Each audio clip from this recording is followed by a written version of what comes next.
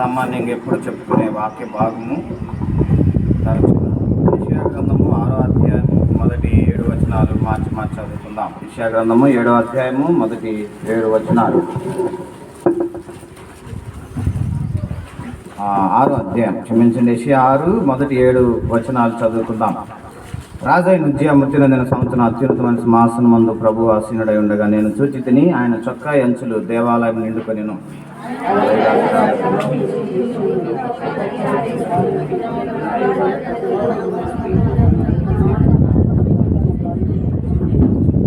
వారు సైన్యులు కదప యెహోవా పరిశుద్ధుడు పరిశుద్ధుడు, సర్వలోకమైన మహిమతో నిండి ఉన్నదని గొప్ప స్వరంతో గాన ప్రతిగానములు చేయుచుండిరి.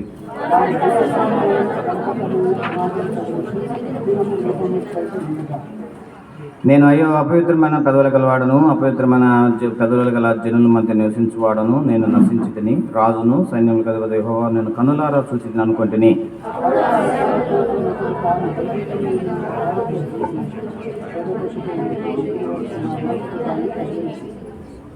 7వ వచనం.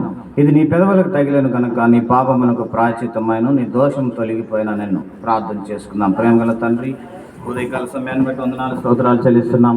మమ్మల్ని ప్రేమించి ప్రభా మరి ఈ యొక్క ప్రాంతంలో మీ దీపస్తంభమైన మందిరంలో మేము చేరి ఆరాధించలాగున మరి ఆయా ప్రాంతాలకు సంబంధించిన మమ్మల్ని సమకూర్చి, స్థానిక సంఘమును సమకూర్చి మీరు ఏర్పాటు చేసిన ఈ దినము పరిశుద్ధ దినము కొరకు మీకు వందనాలు స్తోత్రాలు చెల్లిస్తున్నాం. సర్వలోకములు సకల ప్రజలు ఆ స్థలాల్లో చేరి కూడి కొనియాడే దినము ఈ దినము ప్రభా అన్ని స్థలాల్లో మీరు ఉండమని ప్రార్థన చేస్తున్నాం. మీ మహిమ మేఘము నుంచండి తండ్రి. ఆత్మతో సత్యముతో నిన్ను ఆరాధించే మనసు, ఆ యొక్క కృతజ్ఞత భావం ప్రతి ఒక్కరిలో పుట్టించి నీ నామానికి మహిమ తెచ్చుకోమని ప్రార్థన చేస్తున్నాం. ఆయా ప్రాంతాలకు వెళ్ళిన దైవ సేవకులు మరి ఇప్పటికే మరి పరిచర్యలు వాడబడుతున్న వారు మీరు అభిషేకించి మీ నోటి బోరగా వాడుకొని మహిమ పొందమని ప్రార్థన చేస్తున్నాం. హెబ్రోను తదితర బ్రాంచీలు విశ్వాసుల సేవకులు ప్రపంచవ్యాప్తంగా మీరు ప్రభా మీరే ప్రతి స్థలంలో ఉండి మీ కార్యాలు జరిగించమని ప్రార్థన చేస్తున్నాం. కొన్ని గంటల తేడాతో ఇతర దేశాల్లో జరుగుతున్న ఆరాధనలో కూడా మీరుండి ప్రభా నీ నామానికి మహిమ తెచ్చుకోమని ప్రార్థన చేస్తున్నాం. దీని దాసులు మమ్మల్ని కూడా అభిషేకించి ఇప్పటి వరకు పాటల్లో మీ దాసులను మీరు ఉపయోగించుకొని మీ యొక్క పాటల ద్వారా కూడా నీ నామానికి మహిమ తెచ్చుకున్నందుకు వరకు స్తోత్రం చెల్లిస్తున్నాం. ప్రభా తండ్రి, మరి ఈ దినము ఇంకా ప్రత్యేకంగా మేము ఎంతో కృతజ్ఞతగా కూరుడి కొరకై కొన్ని సందర్భాలు కూడా మా మధ్య మీరు ఉంచినందుకు కొరకు స్తోత్రం చెల్లిస్తున్నాం. మరి డింపు శామ్యుల్ వివాహంలో మీరు ఎంతో ఘనంగా సహాయపడుతూ అద్భుతమైన కార్యాలు జరిగిస్తూ వచ్చారు. ప్రభా అనేక మంది దైవ సేవకులు అనేక ప్రాంతాల నుండి మరి రాష్ట్రంలో పలు ప్రాంతాల నుంచి కూడా ప్రజలను తీసుకొచ్చి మీరు ఎన్నో కార్యాలు చేశారు. మీకు వందనములు స్తోత్రం చెల్లిస్తున్నాం. ఇంకా బర్త్డేలు కూడా ఈ నెలలో ఉన్న సందర్భాలు కూడా పురస్కరించుకొని మీకు కృతజ్ఞతాస్తుతులు చెల్లించాలని మరి ప్రభా ఆయా సందర్భాలు కూడా మేము గుర్తు చేసుకోవడం సాధించమని ప్రార్థన చేస్తున్నాం తండ్రి. ప్రభా అంతేకాకుండా తండ్రి, మరి ఈ సంవత్సరం అకాడమిక్ ఇయర్కి పిల్లలు కూడా స్కూల్కి వెళ్తున్నారు. జూన్ మాసంలో మరి ఎన్నిటిని పురస్కరించుకొని ప్రభా మీకు కృతజ్ఞతాస్తుతులు మేము చెల్లించలాగున మా సమయంలో ఆశీర్వకరంగా దీవెనకరంగా చేయమని ప్రభా మరి ఇప్పుడు ఆరాధన కొరకై చదువుకున్న లేఖన భాగములు నీ దాసు నన్ను కూడా అభిషేకించి మీ నోటి బూరగా వాడుకొని మహిమ పొందమని యేసు ప్రభు నామంలో ఘనమైన నామంలో ప్రార్థించి స్తుతించి మహింపరిచి వేడుకొంచున్నాం తండ్రి, ఆమేన్.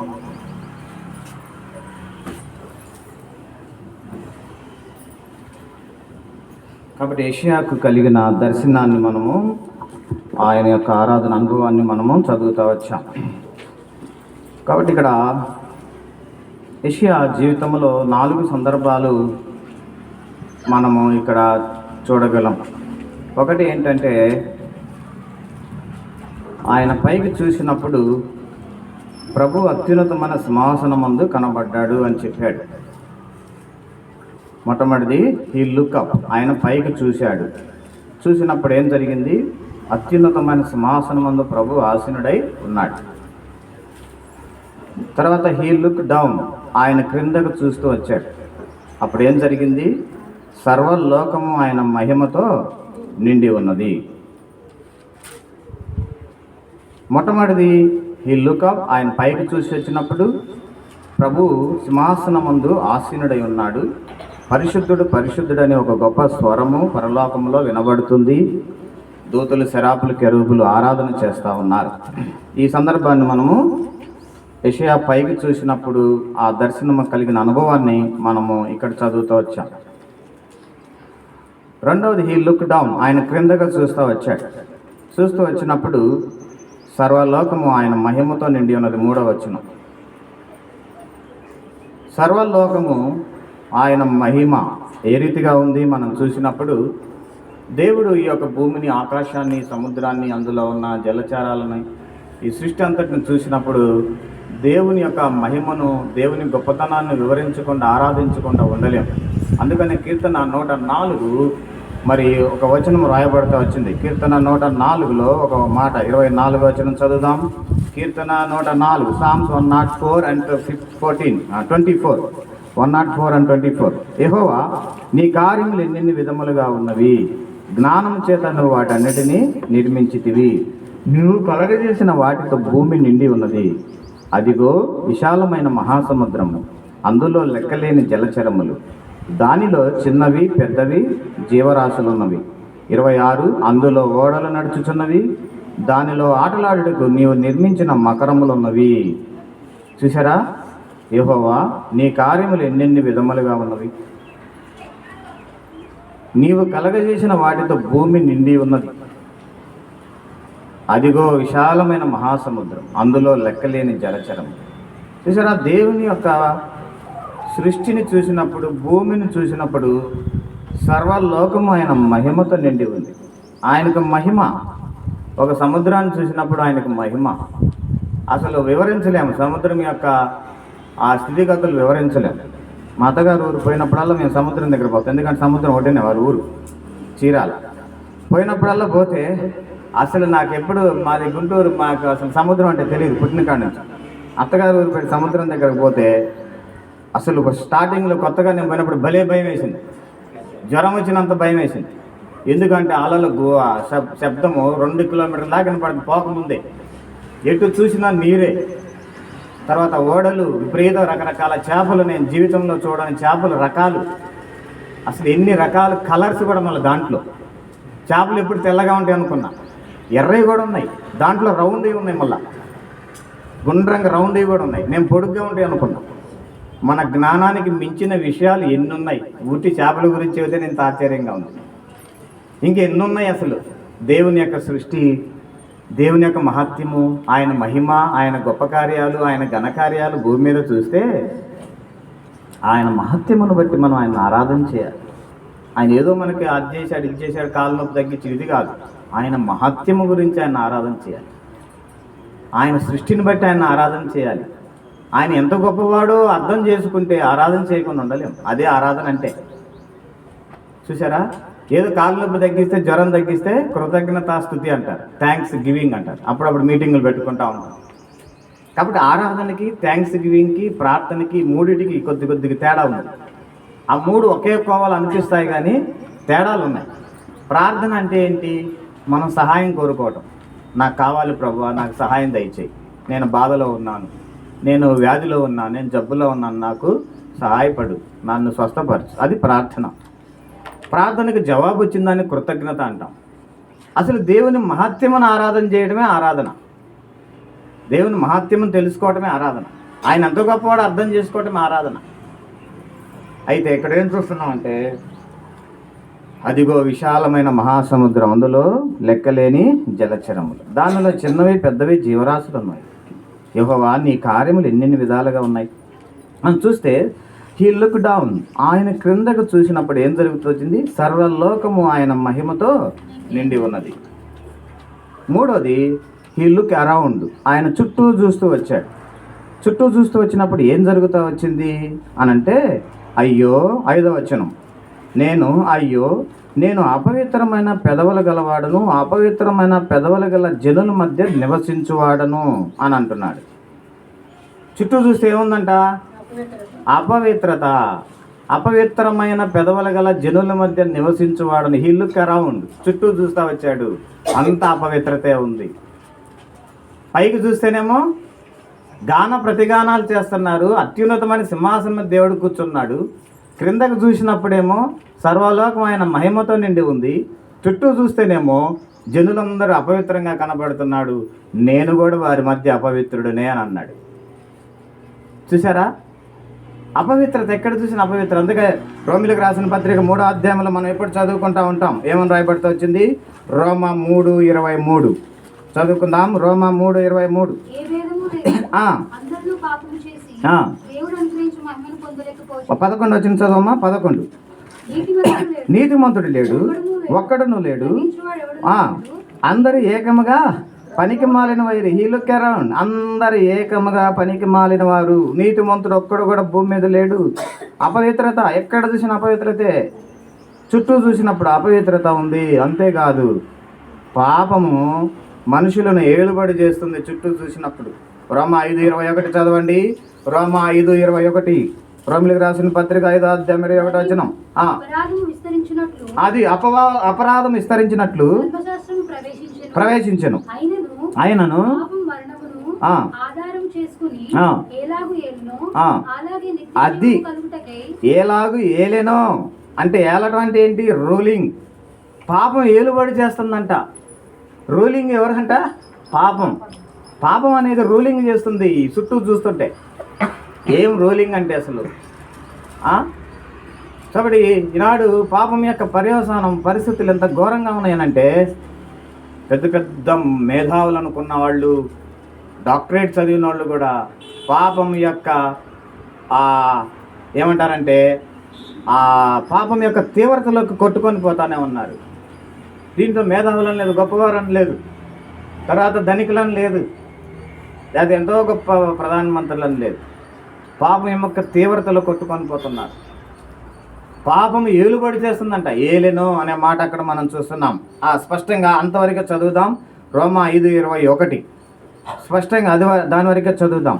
అలాగే నీతి ద్వారా కృపయు మన ప్రభువైన ఇంకా పైన చదువుదాం. అయినను పాపము మరణమును ఆధారం చేసుకొని ఏలాగు ఏలెనో. పాపం ఏలుబడి చేస్తుంది మానవుడి జీవితం మీద. దాంట్లోంచి తప్పించుకొని బయటకు రాలేకపోతున్నారు. అపవిత్రత విస్తరించిపోయింది. కానీ దేవుడి వైపు చూస్తే ఆయన అత్యున్నతమైన సింహాసనం మీద కూర్చున్నాడు. కిందకు చూస్తే ఆయన సృజించిన ఈ యొక్క సృష్టి అంతా కూడా ఆయన్ను ఆరాధన చేస్తూ ఉన్నాయి. భూమి ఆయన ఆరాధన చేస్తుంది, పక్షులు ఆయన ఆరాధన చేస్తున్నాయి వాటి భాషలో. తర్వాత మరి జలచరాలు, సముద్రము ఘోషిస్తూ ఉంది దాని భాషలో, సముద్ర భాషలో దేవుణ్ణి ఆరాధన చేస్తూ ఉంది ఉదయాన్నే. పైన ఆకాశం, క్రింద భూమి, జలచరాలు, పక్షులు ఆరాధన చేస్తుంటే ఒక ఆరాధన చేయలేని దరిద్రతలు ఎవరున్నారు? పైన దేవదూతలు, ఆకాశము ఇవన్నీ కూడా గాన ప్రతిగానాలు చేస్తూ పరిశుద్ధుడు పరిశుద్ధుని కేకలేస్తున్నారు. భూమిలో ఉన్న జలచరాలు, సముద్రము ఇవన్నీ కూడా ఘోషిస్తూ ఉన్నాయి, దేవుడు గొప్పతనాన్ని వివరిస్తూ ఉన్నాయి, ఆరాధన చేస్తున్నాయి. పక్షులు కూడా ఆరాధన చేస్తున్నాయి.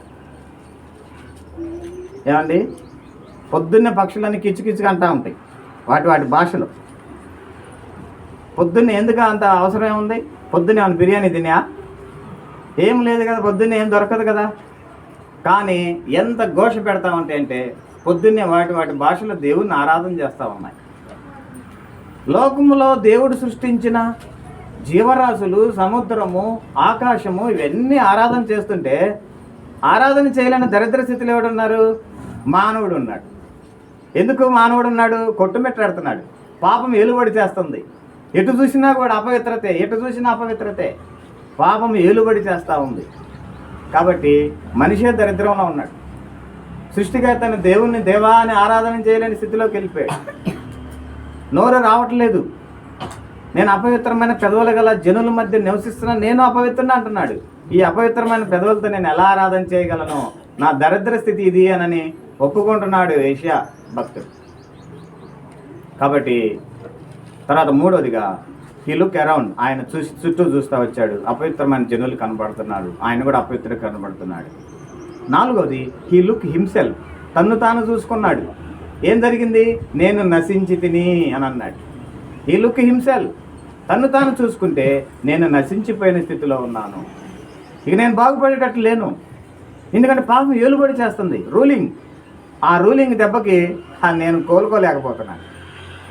ఎవడన్నా తప్పించేవాడు ఉన్నాడా అంటే ఎవరూ లేరు. అందరూ అపవిత్రంగానే ఉన్నారు. ఎవరైనా దేవుడు మహత్యం, గొప్పతనం ఏందో తెలిసి ఆరాధన చేస్తున్నారంటే ఎవరూ లేరు. నా వల్ల కూడా కావట్లేదు, నేను కూడా నశించిపోయిన స్థితిలో ఉన్నాను, నేను నశించి తిని ఆల్రెడీ నశించిపోయానన్న. ఇలాంటి పరిస్థితుల్లో ఆరాధన చేయలేని దరిద్ర స్థితిలో ఉన్నప్పుడు, దేవుడంటే దేవా తండ్రి అని మొరపెట్టే అర్హత లేనప్పుడు ఏం జరుగుతూ వచ్చింది అని అంటే, సమీపింపరాని తేజస్సులు ఉండే దేవుడు మానవుల్లో ఒక పదార్థాన్ని పెట్టాడు. ఏంటా పదార్థం? విశ్వాసం అనే పదార్థాన్ని పెట్టాడు. అపొస్తలుల కార్యం 15వ అధ్యాయం 9వ వచనం చదువుదాం. అపొస్తలుల కార్యములు 15వ అధ్యాయం 9వ వచనం చదవండి. 15:9 త్వరగా ముగించుకుందాం. వారి హృదయములను విశ్వాసం వలన వారి హృదయములను విశ్వాసం వలన పవిత్రపరిచి, చాలు, మనకును వారికి ఏ భేదమైనను వారి హృదయములను విశ్వాసము వలన పవిత్రపరిచి. ఇప్పుడు మనం పవిత్రపరచబడడానికి మనకి ఏం ఉపయోగపడింది? విశ్వాసం అనేది ఉపయోగపడింది. ఆ విశ్వాసం అనే పదార్థాన్ని కూడా దేవుడే మనలో పెట్టాడు. లేకపోతే ఆయన చేరుకోలేం, ఆయన ఆరాధన చేయలేం, ఆయన గొప్పతనాన్ని వివరించలేం, ఆయన తండ్రి అని పిలవలేం, ఆయన మహత్యాన్ని చూడలేం, మనం అర్థం చేసుకోలేం, ఆయనకు మనకు సంబంధం ఉండదు. కాబట్టి సృష్టి అంతా ఆరాధన చేస్తుంటే ఒక దరిద్రంగా తండ్రి అని పిలవలేకుండా ఉన్నది మనమే. అయితే దేవుడు మనలో విశ్వాసం అనే పదార్థాన్ని పెట్టి ఏం చేశాడు? మన హృదయములను పవిత్రపరిచాడు. ఎప్పుడైతే ప్రభువునందు విశ్వాసం ఉంచడం ద్వారా, దేవుని విశ్వాసం ఉంచడం ద్వారా, ఆ విశ్వాసం అనే ఆ క్రియ ద్వారా మన హృదయాలు పవిత్రంగా చేయబడతా వచ్చాయి. అంతేకాదు ఆయన క్షమాపణ మనకు అందించాడు. అక్కడే రోమిలకు రాసిన పత్రిక 9వ అధ్యాయము 15వ వచనం, రోమా 9:15 చదవండి. అందుకు మోషేతో ఇలాగ చెప్పుచున్నాడు, ఎవరిని కరుణింతునో ఎవరి ఎడల జాలిపడుదును వాని ఎడల జాలిపడుదును, కాగా పొందగోరు వానైనను ప్రయాసపడు వాని వలనైనను కాదు గాని కరుణించు దేవుని వలన అగును. కరుణ, క్షమాపణ అనేది మళ్ళీ ఆయనే తీసుకొచ్చాడు. విశ్వాసం పెట్టాడు, మనల్ని క్షమించాడు, మనల్ని కరుణించాడు. అదేదో మనం ప్రయాసపడితేనో మనం ఏదో పొందుకోవడానికి అర్హత ఉండే మనకు దొరకలేదు. అది కరుణించు దేవుని వలనే అయింది. అది ఆ క్షమాపణ అనేది కరుణించు దేవుని వలన అయ్యింది. మనం ఏదో ప్రయాసపడితే రాలా, రాత్రి బదులు భక్తి చేస్తే రాలా, మనం ఏదో అర్పిస్తే రాలా, మనం ఏదో దేవుని కొరకు త్యాగాలు చేస్తే రాలేదు. కరుణించు దేవుని వలన అయ్యింది ఇదంతా కూడా. కాబట్టి ఇప్పుడు తండ్రి అని మొరపెట్టే స్థాయికి మన హృదయాలను పవిత్రపరిచి ఇప్పుడు ఆయన ఏం చేసినాడంటే ఆ క్షమాపణ అనేది, కరుణ అనేది మన మీద చూపించాడు. కాబట్టి మనం క్షమించబడ్డాము అనే మాట మనం చూస్తూ ఉన్నాం. క్షమించబడమే కాకుండా ఆయన మనల్ని ఏం చేశాడంటే ఆయన మన దగ్గరకు వచ్చాడు. కాబట్టి సమీపింపరాని తేజస్సులో ఉండే దేవుడు ఇప్పుడు ఏం చేశాడు? మన దగ్గరకు వచ్చాడు. ఆకారమందు మరియు ఆయన ఆకారమందు ఫిలిప్పీ 2:8 మరియు ఆయన ఆకారమందు మనుషుడిగా కనబడి మరణం పొందినంతగా విధేయత చూపిన వాడై, అనగా శిలువ మరణం పొందినంతగా ఆయన మరణ, భూస్థాపన, పునరుద్ధానము ద్వారా మనం ఏం చేస్తున్నామంటే ఇప్పుడు ఆత్మానుసారంగా తయారైపోయాం. ఇప్పుడు ఆత్మానుసారంగా తయారైన తర్వాత ఇప్పుడు ఏమంటున్నాడంటే దేవుడు ఆత్మ కనుక ఆయన ఆరాధించేవారు ఆత్మతోనూ సత్యముతోనూ ఆరాధించవాలి. ఆ స్థాయికి వచ్చేసాం. చూసావా? కరుణించు దేవుని వలన అయింది ఇదంతా. ఇప్పుడు ఏం చేస్తూ వచ్చాడంటే ఆయన మరణ, భూస్థాపన, పునరుద్ధానం ద్వారా మనల్ని ఆత్మానుసారంగా తయారు చేసి ఇప్పుడు దేవుడు ఆత్మ కనుక ఆయన ఆరాధించేవారు ఆత్మతో సత్యముతో ఆరాధించవలెను.